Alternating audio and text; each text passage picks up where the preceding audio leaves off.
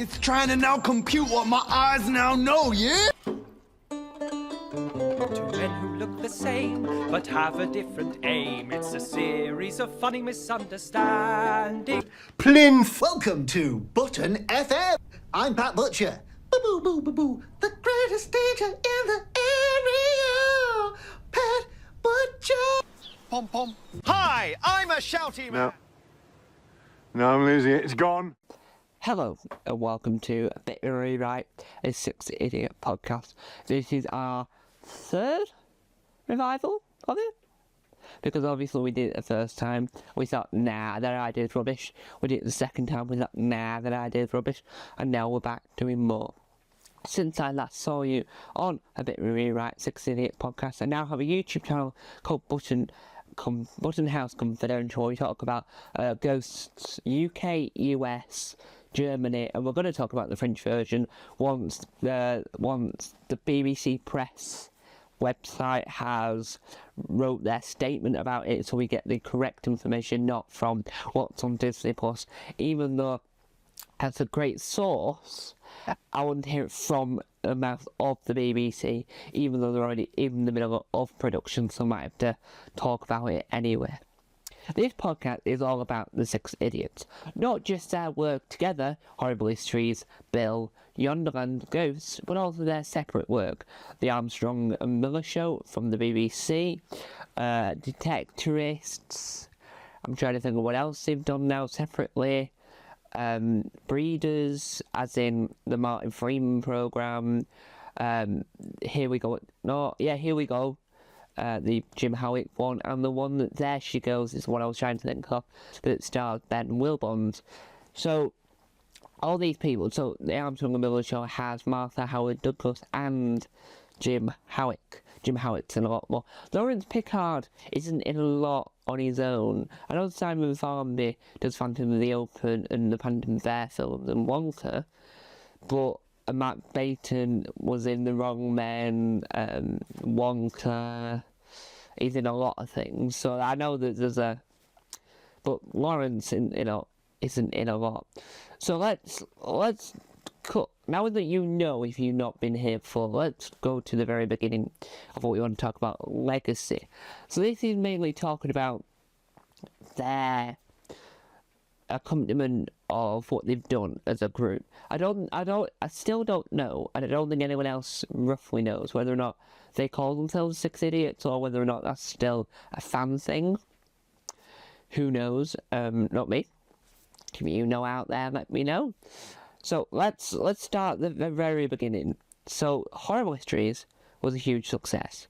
Some of them wrote on it, and it technically wasn't their vehicle, so they didn't really create the concept. And then they left, and you thought, right, what are they going to do next, now that you know that they work perfectly together? I think they did Bill before Yonderland, if I'm not mistaken. Bill was a success to the fans of Horrible Histories, but a wider success. They show it BBC One every so often, but it's not a wider success in that sense. Then we went to Yonderland, which at the time was popular, but it's on Sky, so it wasn't going to reach the widest of audience, because not everyone owned Sky, and Sky One wasn't. I don't think Sky One still is, which is now Sky Max, is a free-to-air channel. I know that Sky Arts is. So, it was good. And then the DVDs for Yonderland are now like £140, not by the Six Idiots haven't gone, right, come on, can we make the Yonderland DVDs £140? Can we? And the customer on the other one going, well, you forced me to it. We're going to have to. And I don't think it's their choice, because they wouldn't do that.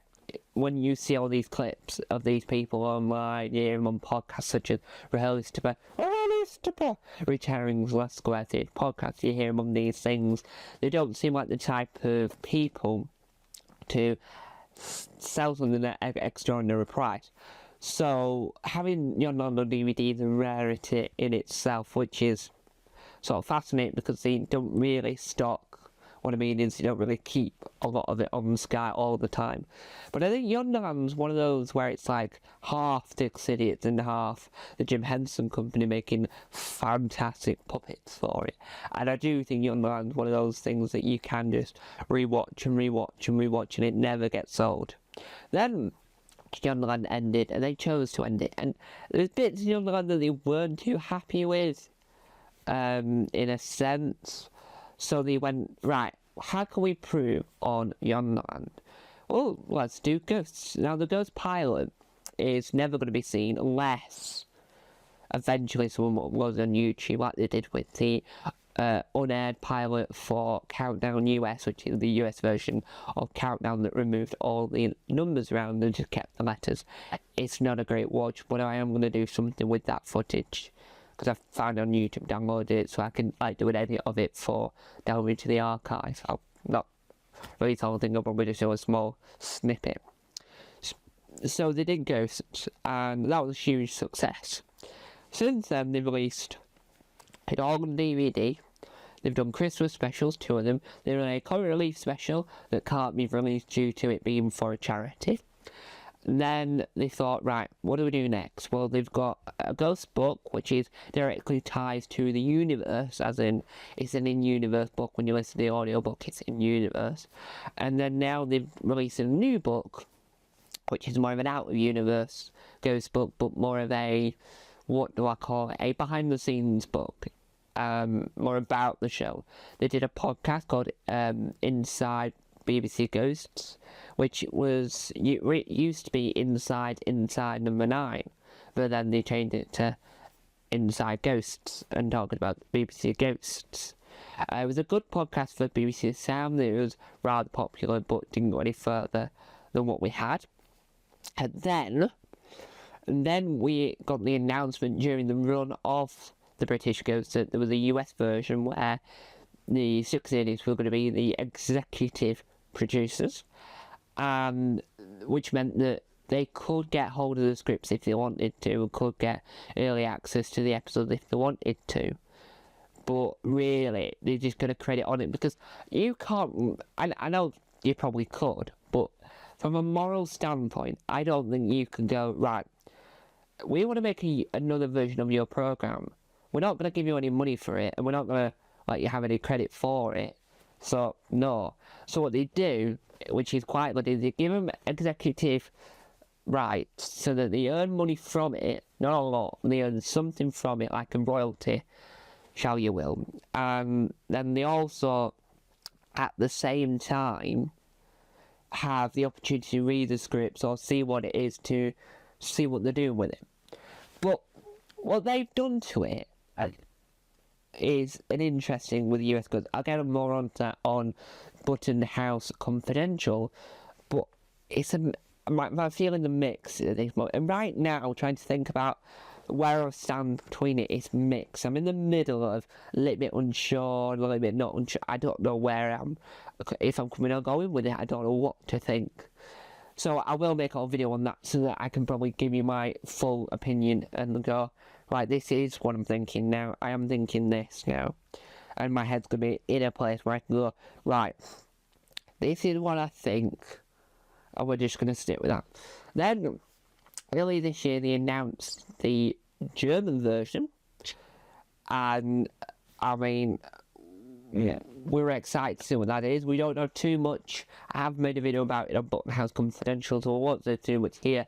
We don't know a lot, but we know enough to know that it is going to be interesting. I don't think we'll ever see it due to the fact that we never saw the German version of Miranda, which is called Ruby, and we never saw... I don't think we ever saw the original German version of The Cleaner. The Cleaner is a British remake of the German series crime scene Cleaner called I'm not even going to try and pronounce it, but it's translated to crime scene Cleaner. So we won't see that in the UK. So I've got a good feeling we won't see the German version. But because Disney Plus are doing the French version, like they did with the French version of The Wrong Men, I think we will see the French version on Disney Plus, so it will be seen. Behind the scenes videos are available. Someone posted online, so I found them, so we'll do a whole video using those footages to demonstrate a point and to show what we know so far of the series. What I forgot to mention when we mentioned Ghosts USA is that Matt Bainton made a cameo in it as... So, we've got Pat Butcher. Pat Butcher, not to be confused with the EastEnders character. Pat Butcher, the greatest hit on the radio. Button FM. That was a poor imitation of that. But Pat Butcher is a scout leader who's had an arrow shot through. For the American version, they've named him Pete. Same costume, similar costume, but same principle. And then in America, they do a lot of weird programs that they designed to satirize their own programming on obscure channels that not many people watch. And so, what they did was they got Matt Bainton in to play a taller version of our character Pete, which is funny because that meant that a Ghost UK actor, has appeared in the US version. Will that happen more and more? And I've seen a clip recently that one of the Six Idiots, I can't name names due to the fact that I don't want to say that this definitely is the case, it's just from what I've seen. One of the Ghost characters, I don't know if more of the Six Idiots might know French, but it's just, I've seen one person attempt French. So could we see cameos of our English Ghost counterparts in the French series? I'm intrigued about this, because French television is very, very fascinating. Call My Agent is a fantastic French sitcom. They do really well at comedies in France, and I think French cinema and French media overall is heralded as the second best. If we're thinking of non-English language, you say to someone that loves film, and you'd say, what's your favourite foreign language film? They're more likely to give you a French title than anything else. If you say what's your favourite foreign language crime drama, they're more likely to give you a Scandinavian, so for the region of Scandinavia. Scandinavia is multiple countries all near it, like Denmark, Sweden, and Norway. They're in the Scandinavian bracket. Or Norwegian noir, as some people call it. And so French comedy is very much good. From what I've seen, because I've seen all Call My Agent, I very much think that French comedy is up there. So having the French version of Ghost could be interesting, and I'm excited, because when we saw the picture of the captain, which is Ben Wilbon's character, but the French version looks like, I can't remember his name, but he looks like the police officer from LOLO, which is absolutely hilarious. So, what I'm trying to get at is that the legacy of the Six Idiots has left the UK, America, Germany, France, to name a few, have got hold of our franchise, which is Ghost, and gone, oh, we can do that. And the Six Idiots have gone, yeah, you do that. And when you think of the way that TV works, these Six Idiots haven't just done TV in the UK. Ben Wilbon was in a sitcom in America, and Stephen Fry was as well, but that's another thing for another day. But Ben Wilbon was in an American sitcom, so it's not like they're not a stranger to the world. And they're really successful now. The legacy has left Horrible Histories, Yonderland, Ghosts, Bill, left. So they're there as they are, right? They've done books now for Ghosts. They've done an audio book. They've done a podcast. What they're going to do next is anyone's guess. But what they're currently doing is Simon Farby was popular in Detectorist, Phantom of the Open, the Paddington series of films, the Wonka film, and he's very much popular in that sense, and then he's going around, and I don't think we'll get another series with the Six Idiots for 2-3 years now, because they're going to be writing together, generating ideas, going to be pitching it around. So who will get the next Six Idiots thing? Will it be the BBC, ITV, Channel 4, or Channel 5, or Sky? Who will it be? Will they go to America in an American programme like Richard Clark did? So will it be Netflix? Will it be HBO?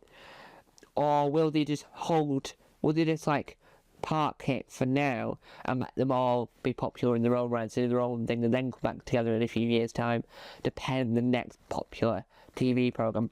Who knows, actually, because the legacy of them will stay.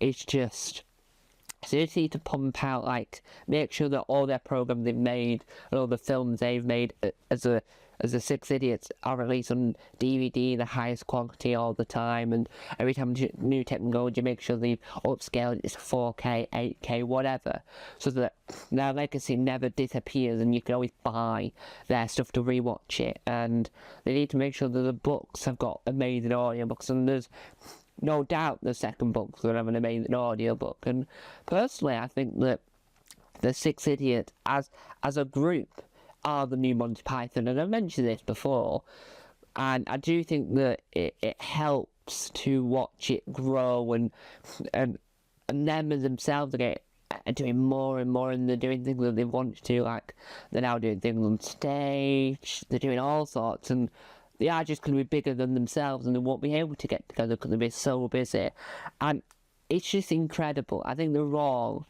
incredible. So, there you have it. That's another wonderful episode of A Bit of a Rewrite, a Six Idiots podcast. If you want to hear me talk more about Ghosts in itself in more detail, go and check out Button House Confidential on YouTube. Thank you guys for watching. Time to out. Bye!